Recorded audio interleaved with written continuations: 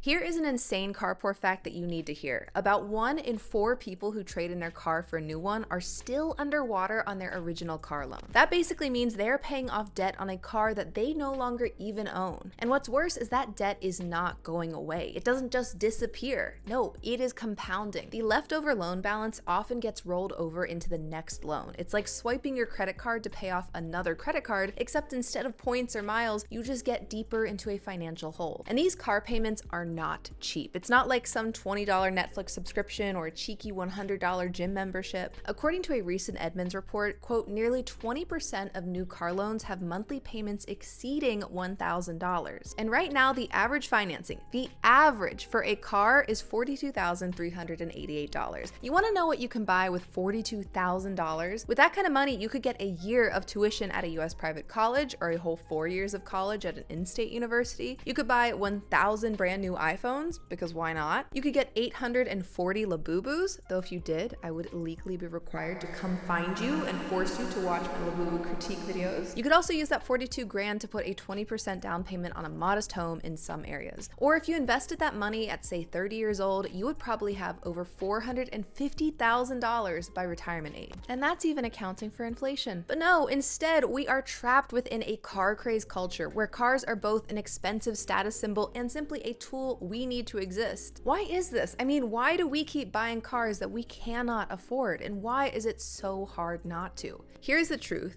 Cars are draining our wallets. For so many people, cars do not represent the freedom that's marketed in glossy commercials. Instead, cars serve as a money prison that traps so many people into cycles of living paycheck to paycheck and falling deeper into debt. Cars shape how our cities and communities look, often for the worse, and they sell us on false identities, which is why I want to make the case that we need to stop buying cars. I know that sounds dramatic, but hear me out. Something has to change in our relationship with car ownership, because nearly a quarter of Americans say their car payments strain their budgets. Gen Z spends 21% of their income on car costs, most of any generation, and this is not even getting into the environmental side of our car obsession. Cars are huge polluters, with the typical passenger vehicle emitting, quote, about 4.6 metric tons of carbon dioxide per year. So with this video, let me make the case for why we need to stop buying cars. If you are new here, I'm Cara, and I talk about the intersection of money, media, and culture on this channel. If that is interesting to you, be sure to follow for more videos, and after you watch this video, check out my video, Let's Talk Being Car Poor, where I dive more into the state of being car poor that so many people fall into. Now, a huge problem with cars is that they represent an enormous opportunity cost, especially as a depreciating asset with lots of regular expenses. But the tricky part of financial opportunity costs is that we don't think about all the things that money could go toward instead.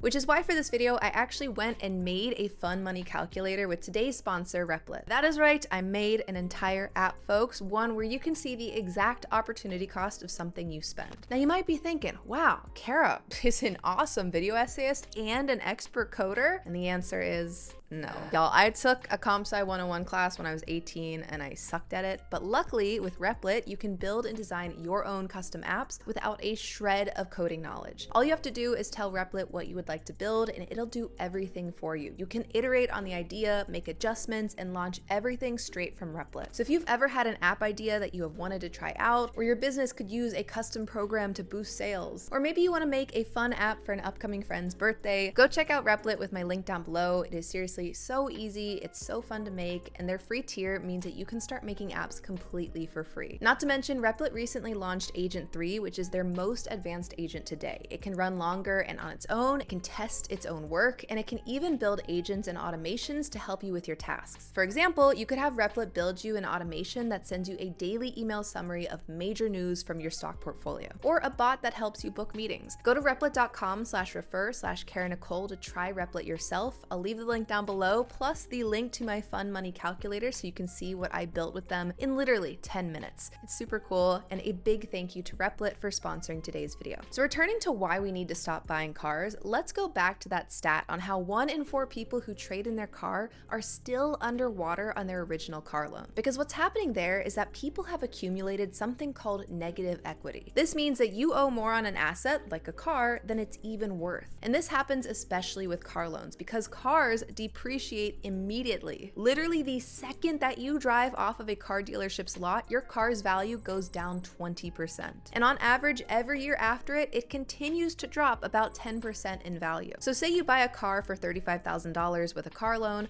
a year later that car might only be worth about $28,000 because of depreciation, but your loan balance is still $32,000 because you only paid off $3,000 in the last year. That $4,000 gap you have, that is negative equity. Now here's where it gets messy. When people trade that car in for a new one, the dealer often just rolls that $4,000 balance into the next loan. So suddenly, you're not just financing the new car, you're also still paying for part of the old one that you don't even own anymore. It gets even worse with luxury cars or those 6 or 7 year loans. Imagine buying a $70,000 SUV with almost no money down. After 2 years, that car might only be worth 50 grand, but your loan balance is still 63 grand. So you've got $13,000 of negative equity. This is the kind of stuff that car salespeople are never going to tell you. They're going to try to get you to spend as much money as possible. So when you talk loans with them, they're going to tell you how much you can technically afford, not what is actually healthy for you. Yeah, like technically you can eat a whole cake every day to get your calories in, but should you?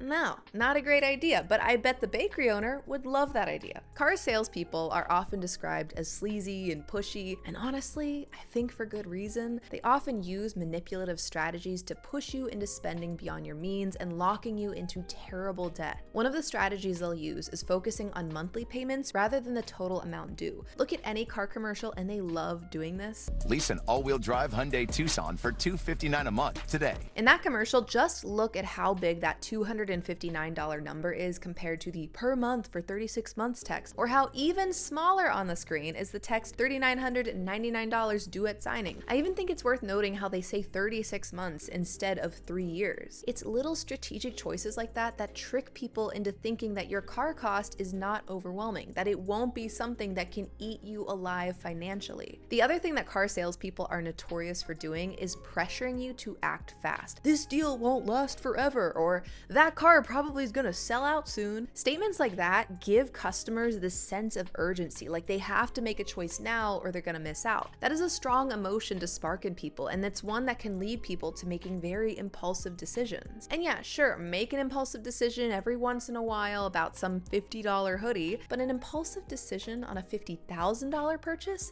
That's not what we should be making impulsive decisions on, guys. This is where we discuss and we plan and we get second opinions and we run our budget over and over again. That is not a light decision to be made. I have a bad habit of impulsively buying cars. Cars? Yeah. Vehicles? Vroom, vroom, drive, drive? Add on to all this that we are in a culture that glamorizes car ownership. Cars are seen as an extension of your identity, as a reflection of who you are. We judge ourselves and we judge others on their cars. These are the top 5 lamest cars to drive. If you drive any of these cars, bro, I'm not gonna lie, hang it up. As humans, we don't want to be judged. We are social creatures who survived by fitting into social groups, and so we feel a lot of pressure to fit in. Nowadays, that can show up as buying things that signal status and being part of the in crowd, buying things like Labubus when they're trendy, feeding into designer brand culture because we're told it makes you seem important, or buying a fancy new car and then upgrading every few years. When something we buy is a symbol of our identity, we are way more willing to throw money at that purchase because we don't want to express ourselves the wrong way, right? I mean, how is someone gonna know I'm edgy and rich if I don't buy a Cybertruck? Or how will people know that I'm grounded and eco-friendly if I don't have a Prius? Or that I'm a hard worker and rugged if I don't have a pickup truck? After all, it's the car, you know, that tells the world who you actually are, right? What the car you drive says about you. White girl, rich parents, applied to Florida State, gonna go to community college and just marry rich. You think you're a cool car guy, but you just have VTEC. Grandma, is that you? Ultimately, a car is just a car. It shouldn't reflect who you are as a person, and yet that is the message that we are sold. If companies didn't push us to identify closely with our cars and their branding, then we wouldn't be so caught up in chasing a certain type of car or comparing ourselves. And if our attention isn't on that, then who knows what would happen? Maybe we would use that extra energy to notice how broken our car-dependent efficient society is, or how ridiculous it is that we have normalized slipping into poverty for a metal cube on wheels. Car companies do not want us thinking about that though. They make way too much money on us when we ignore those realities. And for that exact reason, we're going to talk about them because I truly think one of the only ways that we can escape the terrible money traps that cars pose is by no longer buying them, or at least stopping how normalized it is to buy and need an expensive car to survive. And the only way, at least in North America, is by rethinking our urban design. Now, urban design, it sounds like it's a super boring topic, but it's actually so fascinating. It's essentially looking at how our towns are built. Are they easy to walk around? Do we have lots of parks and trees near us? Or is it just a sea of roads that you need a car for? According to Peter Norton, a UVA professor, the quote, average American drives twice as much as the average German. And it's not because we just love cars, though that's certainly a message that we've been sold. It's because we don't have other options. 92% of US households have access to a car, but only about 55% of Americans have access to public transport. Look at the city of Houston, Texas. Let's say that we wanted to take this 1.7-mile route to the hospital. By car, it's only a 6-minute drive, but with public transportation, it would take nearly half an hour to get there. At that point, it's almost worth just doing the 40-minute walk over to the hospital, right? Maybe, but don't expect it to be safe and let alone pretty. Just look at these screen grabs that I got off Google Maps of the exact path that we are talking about. The sidewalks are impossibly small and not always well maintained. There's little to look at and no shade for hot Texas days. This kind of design feels incredibly anti-human. Just look at this part of the route where half the side of the road is dedicated to cars rather than any place a person could reasonably walk. This is not just Houston, Texas. If you have visited or lived in the US beyond a few central downtown areas like New York City, you'll know exactly what I'm talking about. If you want to see me talk about this even more, check out my video from last year, The Problem with Suburbs. What frustrates me is that you just cannot operate without a car in so many of these places. Whereas you go to countries like Japan or the Netherlands and suddenly you have so many options. Bikes, trains, buses, pedestrian lanes. In those places, you don't need to buy a $50,000 depreciating asset to simply live your life. Our car-centric system is terrible for almost everyone. Borrowers get trapped in debt. Savers who pay all cash sink a fortune into an asset that only loses value. People who can't afford a car often can't even access jobs, locking them out of opportunity. The environment pays the price through massive emissions, and our communities suffer from isolation and less healthy, less connected lifestyles. Hey, but at least the car companies are making billions, right?